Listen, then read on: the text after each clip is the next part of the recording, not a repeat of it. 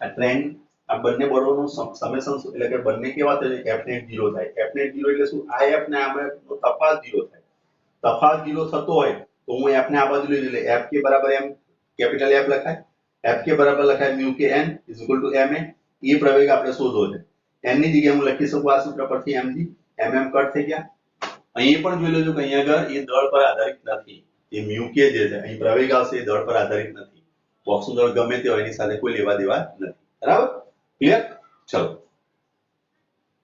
એના પછીનો દાખલો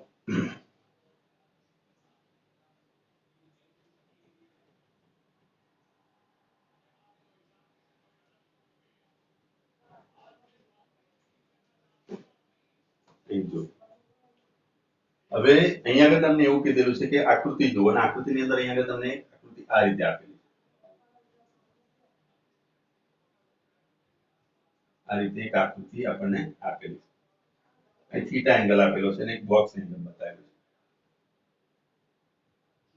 છે ચલો હવે શું કહે છે કે 4 kg દળને એક સમસ્થિતિ સમતલ પર રાખેલ છે સમતલને સમસ્થિતિ ક્રમશઃ ઢળતું કરતા એટલે તમે ઢળતું કરો છો અને નીચેની તરફ આમ લઈ જાઓ છો બરાબર ચલો થીટા 15 દળ ખસવાની શરૂઆત કરે છે બરાબર બ્લોક અને સપાટી વચ્ચેનો ઘર્ષણાંક કેટલો હશે તમારે શોધવો છે ઘર્ષણાંક આપણે શોધવો છે હવે સમજો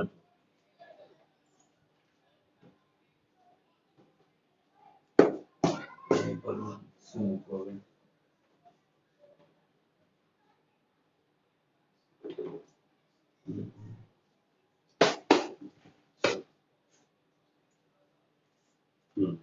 જો પહેલા બોક્સ આ રીતે છે બરાબર અત્યારે અહીંયા થીટા 0 દેખાય તમને 0 છે ને આ થીટા 0 છે મારા હાથ પર દેખાય 0 હલો હવે જોજો આ બોક્સને હું ખસેડું ઉપરની તરફ ખસેડું તો જો આ ખસવાની તૈયારી પેલી રિંગ છે ને ઉપરથી ખસવાની તૈયારી થઈ આ ખસ્યું આ જે એંગલ થયો બરાબર આ એંગલ એ તમને કીધું છે 15 આ વચ્ચેનો એંગલ થયો ને અહીં મેં ટચલી આંગળીથી બતાવ્યું તો આ એંગલ જે થયો ને આ સપાટીથી આ એંગલ જે થયો એ કેટલો કીધો છે 15 અંશ 15 અંશે ખસવાની શરૂઆત કરે છે એનો મતલબ શું થયો કે ખસવાની અણી પર હોય એ વખતે લાગતું બળ ઘર્ષણ બળ એ કેવું હશે ખસવાની અણી પર હોય એ ઘર્ષણ બળને કયું બળ કહેવાય મહત્તમ અને મહત્તમ ઘર્ષણ બળનું સૂત્ર શું છે આપણી જોડે મહત્તમ ઘર્ષણ બળ આપણે ભણી ગયા ને F s maximum is equal to લખીએ છીએ આપણે mu s n આવું સૂત્ર આપણે લખતા હતા યાદ કરી લો યાદ આવ્યું ઓકે ચલો આ સૂત્ર પર તમારે સમજવાનું આનો મતલબ એ થયો કે અહીંયાથી તમે ધીરે ધીરે ઢાળ વધારતા જાઓ તો એક સમય એવો આવે કે આ ખસવાની તૈયારી કરાવે ખસવાની તૈયારી આવી જાય એ આપણો ગોલ છે બરાબર ક્લિયર ચલો તો હવે અહીંયાથી તમારે શોધવું છે અહીંયા તમને અધો દિશામાં લાગ્યું બળ mg ચલો આ થીટા થાય તો આ ઘટક પાડોથી ધ્યાનથી જોજો સમજો આ થીટા થયો તો આ પણ થીટા થાય તો આ ઘટક થયો તમારો mg cos થીટા એને અહીંયા આગળનો ઘટક અને લંબ ઘટક આ બાજુ આવ્યો એ થયો તમારો mg sin થીટા હવે અહીંયા આગળ આમ જોવા જઈએ તો આ થયો તમારો લંબ ઘટક n બરાબર અને અહીંયા આગળથી આ થીટા થાય તો આ પણ થીટા થાય અત્યારે હું લખતો નથી પણ એ પણ સમજાઈશ તમને હવે જો બોક્સ આ તરફ ગતિ કરે બોક્સની ગતિની દિશા હોય ગતિની દિશા એ કઈ દિશા છે અધો દિશામાં તો ઘર્ષણ બળ હંમેશા ઉપરની તરફ લાગે જે દિશામાં ગતિ થતી હોય એનો વિરોધ કરે બરાબર એને ઘર્ષણ બળ કહેવાય તો ઘર્ષણ બળ કઈ દિશામાં લાગશે ઉપરની તરફ લાગશે ખ્યાલ આવ્યો આકૃતિમાં જુઓ તમને આપેલું છે પ્રમાણે લ દેખાય છે એક જ મિનિટ આ વરસાદ પડ્યો છે ને એટલે આવેલું પેલું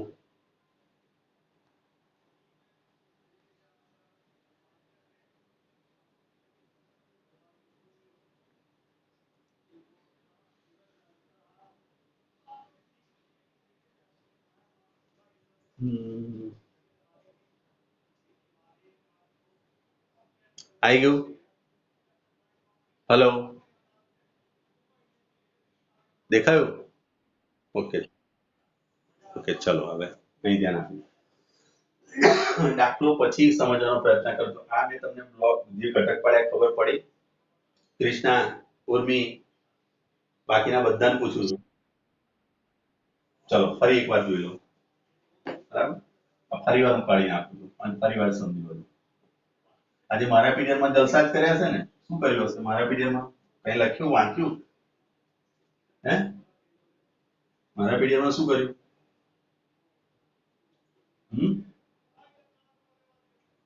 શું કર્યું મારા પીરિયડમાં વાંચ્યું કશું ફિઝિક્સમાં તૈયારી કરી કઈ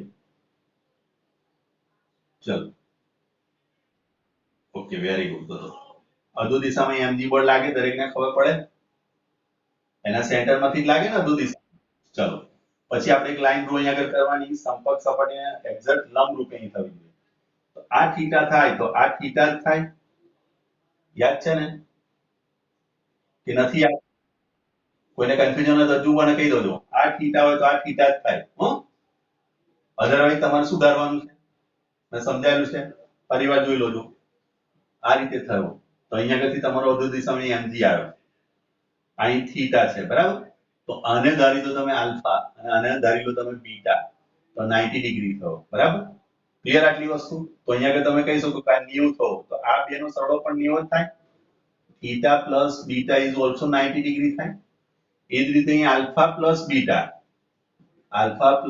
is also 90 ડિગ્રી આ પણ 90 થવાનું કે કઈ 90 ડિગ્રી બતાવે ને આપણ હવે બંને 90 થતા બંને સરખાવો theta plus beta is equal to alpha plus beta તો beta beta cancel therefore theta બરાબર આલ્ફા theta આલ્ફા તમે જે ધાર્યો છે એ અહીં લખી શકો કે આ થીટા છે તો આ થીટા છે તો આ પણ થીટા છે બરાબર આ કેલ્ક્યુલેશન મેં તમને ક્લાસમાં કરીને બતાવ્યું છતાંય સમજ ના પડે તેને જોઈ લો સમજવાનો પ્રયત્ન પહેલો કરજો બરાબર ચલો હવે જોઈ શકાય છે કે સ્વાભાવિક વસ્તુ જો આ થીટા બનતો હોય અધો દિશા આ હોય તો આ ઘટક થાય તમારો mg cos થીટા એને લંબ રૂપે ઘટક જે આવે એ થાય તમારો mg sin થીટા અને અહીં જે બળ લાગે છે તમારું લંબબળ n લાગે છે કોઈ ડાઉટ આની અંદર હવે ગતિ તમારી કઈ તરફ જાય છે નીચેની તરફ આ રીતે આપણી ગતિ થાય છે તો ગતિનો જે વિરોધ કરે એ થયું ઘર્ષણ બળ તો ગતિનો વિરોધ કરતું ઘર્ષણ બળ માટે અલગ ચોક હોય તો અહીંયા આગળ હું બ્લેક થી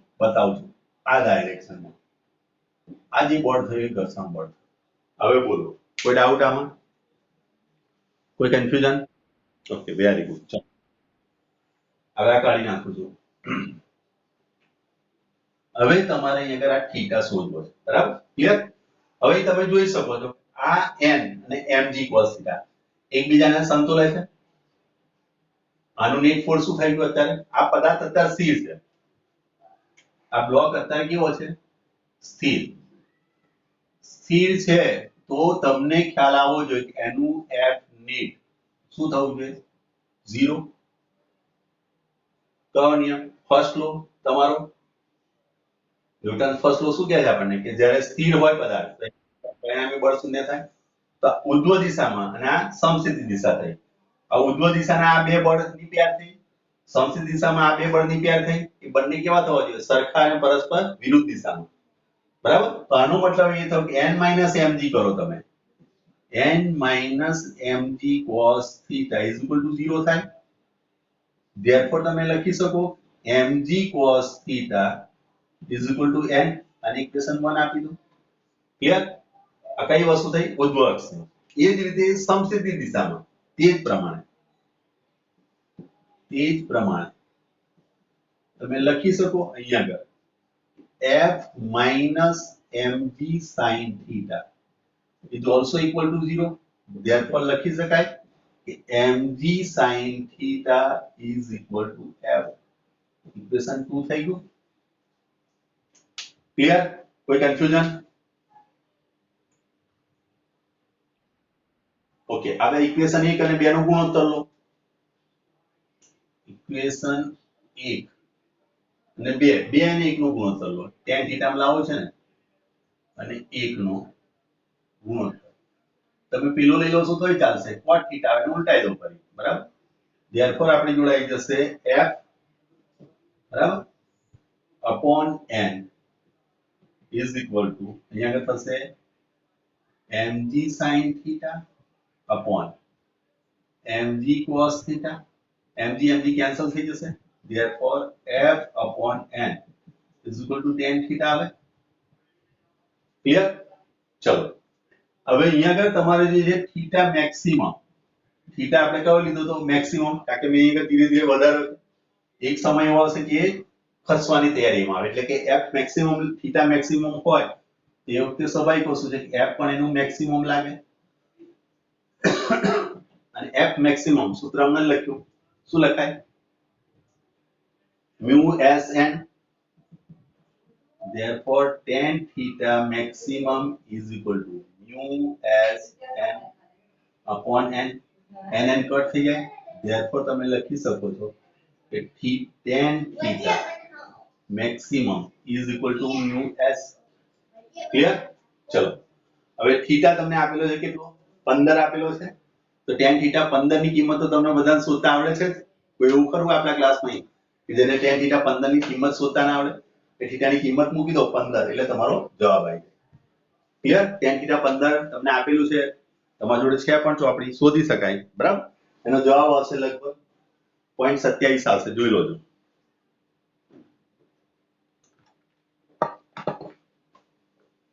અને મેં થીટા મેક્સિમમ એટલા માટે લખ્યો કે આ ખસવાની તૈયારી પર હોય. કેટલા હશે? 15. એટલે એ વખતે તમારું ઘર્ષણ બળ કેવું લાગે છે? મહત્તમ. માટે મેં મેક્સિમમ લખ્યું. બોલો કોઈ ડાઉટ આમાં? હેલો? ઓકે ચલો, વેરી ગુડ. એના પછી ડાઉટ હોય તો કાલે હું આવવાનો છું, બરાબર? આજે સારું છે થોડુંક મને, પણ આમ પેલું શરદીને કારણે હું ગમે નહીં, આમ પેલો વોઇસ મારો બેસી ગયેલો ને, હવે આમ થોડું ગળામાં દુખે છે, બરાબર? વધારે પડતું બોલવા જતો દુખે છે પાછું. ચલો ઉદાહરણ નંબર 5.9 જોઈએ. બરાબર? ચલો આ પણ સરસ દાખલો છે. જો આ દાખલા સમજી લો છો.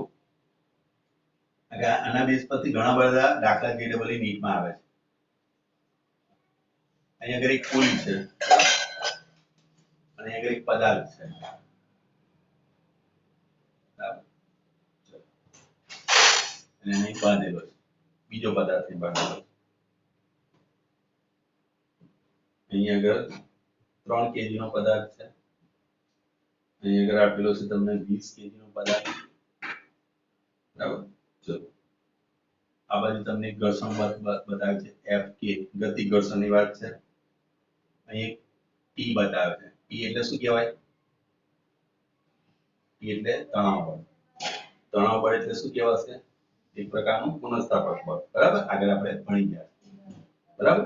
ચલો આકૃતિ A માં દર્શાવેલ ટ્રોલી અને સપાટી વચ્ચેનું ઘર્ષણાંક અહીંયા આગળ તમને mu k આપેલો છે. કેટલો આપેલો છે? 0.004. ક્લિયર? હોય તો બ્લોક અને ટ્રોલીના તંત્રનો પ્રવેગ કેટલો? તો તંત્રનો પ્રવેગ તમારે શોધવો છે. તંત્રનો પ્રવેગ E બરાબર શું? એ શોધવો છે. અને દોરીમાં તણાવ બળ, દોરીનું તણાવ બળ. ક્લિયર? જો ઓકે હવે જુઓ અહીંયા આગળ આ આખું એક તંત્ર થયું. તંત્રની વ્યાખ્યા મેં તમને કીધી હતી. તંત્ર એટલે શું? બે અથવા તો બે થી વધારે જે ભેગા કરી આપણે ધ્યાનમાં લીધું. બરાબર? આખી દુનિયાની અંદરથી આપણે આ બેને ધ્યાનમાં લીધા એટલે આપણી માટે આ બે તંત્ર થયા. અને આના સિવાયનું એ પરિસર થયું. બરાબર? આના સિવાયની જે વસ્તુ થાય, દાખલા તરીકે મારા શરીરના તંત્ર ગણો તો તંત્રની બહારની વસ્તુ એટલે તમે બધા જ આખું બ્રહ્માંડ આવી જાય. બરાબર? હું એક મારા શરીરની અંદર જેટલા બી ઘટક કણો છે એને મેં તંત્ર ગણીને લીધા. બરાબર? તો તંત્રની વ્યાખ્યા એ રીતે થાય. તો આ બે વસ્તુ ભેગી થઈને તંત્ર બનાવ્યું. બરાબર? હવે આપણે શોધવો છે તંત્રનો પ્રવેગ. તંત્રનો પ્રવેગ એટલા માટે કીધું કે તમે જોઈ શકો કે આ દોરી એક જ છે. બરાબર? આ દોરી તમારી કેવી છે? આ એક જ દોરી છે.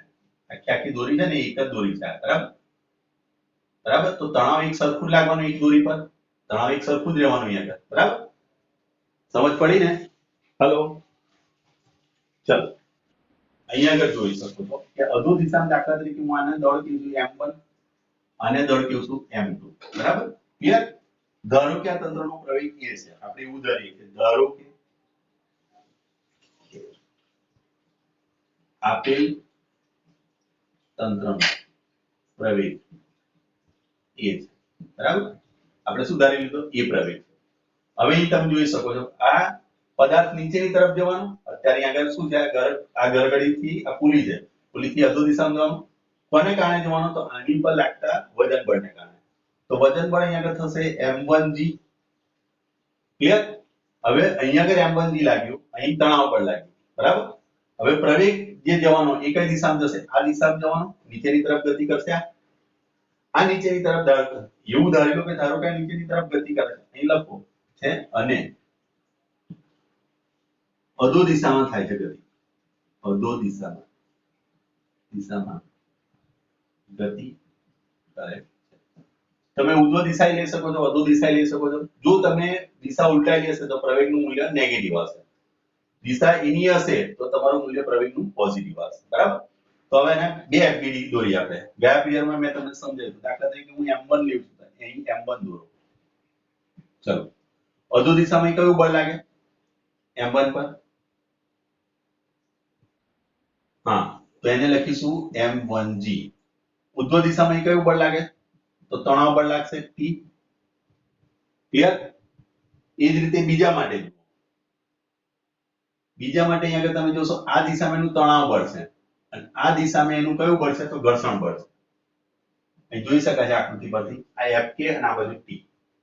ક્લિયર? કોઈ કન્ફ્યુઝન? ચલો, મેં હમણાં જ એક સૂત્ર તમને સમજાવ્યું, બરાબર? કે જ્યારે ઘર્ષણ બળ લાગતું હોય ત્યારે એનો પ્રવેગ મેળવવા માટે આપણે લખતા હતા શું? તો જે ઘર્ષણ બળ તમે આપ્યું છે અને બાહ્ય બળ આપ્યું, દાખલા તરીકે તમે બાહ્ય બળ F minus Fk by m કરતા હતા, ઇઝિકલ ટુ એ લીધા હતા આપણે પ્રવેગ. તો આને આમ પણ લખીશું F minus Fk ઇઝિકલ two ma થાય. આનો મતલબ એ થયો બાહ્ય બળ અને ઓછા ઘર્ષણ બળ કરો એટલે તમને શું મળે? પરિણામી બળ મળે. હલો, ચલો, આ ના સમજ પડે તો હું ફરી વાર જોઈ લઉં. ચલો, આ પદાર્થ ધારો કે નીચેની તરફ જાય છે, તો આ બેમાંથી મોટું કોણ થયું? m1g અને t. આ બેમાંથી મોટું કોણ થાય? જો t મોટું હોય પદાર્થ કઈ તરફ જાય? ઉપર. m1g મોટું હોય તો કઈ તરફ જાય પદાર્થ? નીચે. નથી ખ્યાલ આવતો? તમે ત્રાજવામાં બે વસ્તુ મૂકેલી હોય, વજન જેની તરફ વધારે હોય એ તરફ ત્રાજવું નમે ને.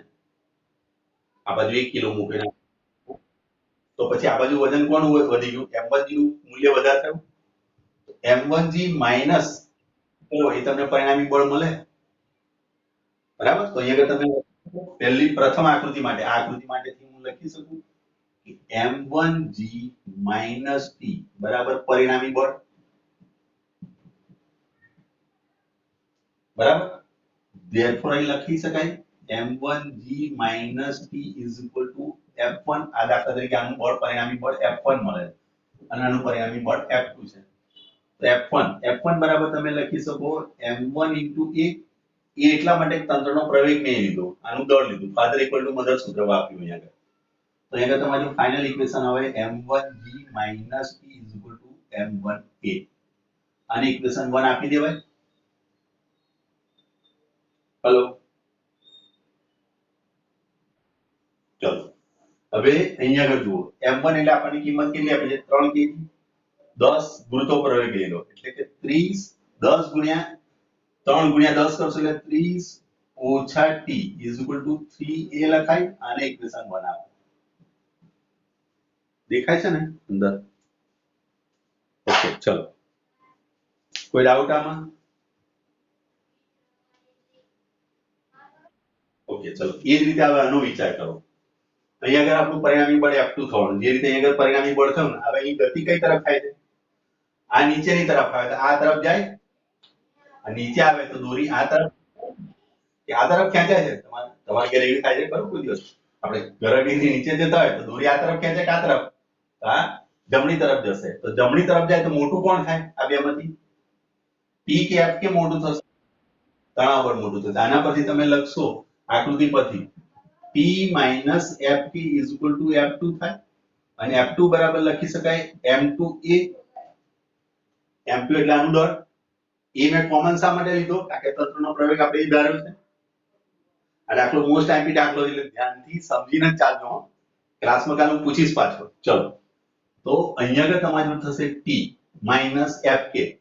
fk બરાબર સૂત્ર શું છે? તો મ્યુ કે n લખાય is equal to m2. m2 આપણને કેટલું આપેલું છે? તો 20. એ લખાય આવું? આ સૂત્ર મેં મૂક્યું, ખ્યાલ પડ્યો? fk નું સૂત્ર છે ને, fk is equal to mu કે n. ચલો હવે n બરાબર શું લખાય સ્ટેડી સ્થિતિમાં? જ્યારે સંતુલિત અવસ્થા હોય તો આપણે શું લખીએ છીએ? f mg બરાબર n લખાય ને, લંબબળ બરાબર mg બરાબર n થઈ જાય. તો અહીંયા આગળ તમે આના બરાબર લખી શકો છો મ્યુ કે, જો અહીં દેખાશે નહીં તમને, અહીંયા આગળ તમારું સૂત્ર છે fk મ્યુ કે n. પણ n બરાબર તો mg છે, આપણે ભણી ગયા છે. તો મ્યુ કે તમને આપેલો છે 0.04, m તમને આપેલું છે અંદર 20 kg ગુણ્યા 10. તો 2 મિનિટ અહીંયાથી કટ કરો એટલે 4 ગુણ્યા 8, તો 8 ન્યૂટન થઈ જશે બળ. એટલે મ્યુ કે n બરાબર હું 8 લખી શકું. આ મ્યુ કે n જે છે ને એની જગ્યાએ હું 8 લખી શકું. એટલે t - 8 20a. ઇક્વેશન 2 થયું. ખબર પડી? આ ઓકે. ચલો હવે 10મા ધોરણનો નિયમ યાદ કરો. પેલા સહમતી વાળા દાખલા, પિતા પુત્ર વાળા દાખલા, બે ઇક્વેશન આવી જાય પછી એકનો આપણે લોપ કરી દઈએ. દાખલા તરીકે આ t - 8 છે અને આ 30 - t છે, તો બંનેને સરખાવો. તો અહીંયા આગળ તમે લખશો t - 8 20a. અહીંયા આવશે 30 - t લખાશે 3a. અહીં તમે જોઈ શકો છો આ પ્લસ માઈનસ ઉડી જવાના છે. 30 માંથી 8 જશે એટલે 22 અને અહીં રહેશે તમારી ભાઈ 23a. માટે તમારો પ્રવેગ a બરાબર આવ્યો 22/23 મીટર પર સેકન્ડ સ્ક્વેર. પ્રવેગ આવી ગયો. આ વેલ્યુ તમે આમાંથી કોઈ પણ ઇક્વેશનમાં મૂકી દો તો તમારો જવાબ t નો આવી જશે. બરાબર? ચલો મારે દાખલા તરીકે આ પ્રવેગ મને મળી ગયો. જોઈ લો જો પ્રવેગ આટલો આવી ગયો છે. હવે માની લો હું આ ઇક્વેશન ની અંદર મૂકી દઉં છું 30 - t = 3a. therefore t બરાબર શું લખાય? t ને હું પેલી બાજુ લઈ જઉં છું એટલે 3 આ બાજુ આવશે. તો 30 - 3 ગુણ્યા 22/23. આનું કેલ્ક્યુલેશન કરશો એટલે તમારો જવાબ આવી જશે 22 * 66. 66/23 કરી દો અને ઓછા 30 કરશો એટલે તમારો જવાબ લગભગ કેટલો આવી જશે? 27.1 આવી જશે. જોજો 27.1. ખ્યાલ પડ્યો આખરામાં? કોઈ કન્ફ્યુઝન? ચલો ઓકે. આટલું રાખીએ આજે. થોડુંક મને ગળામાં દુખે છે, ફરી ચાલે. બરાબર? ઓકે બોલો, છે કોઈ ડાઉટ? Okay okay. ચલો કાલે રાખીએ. બરાબર? કાલે સ્કૂલમાં છે ને પાછા મારા લેક્ચર 3 જેવા ગોઠવી આપશે આપણને. બરાબર? ચલો.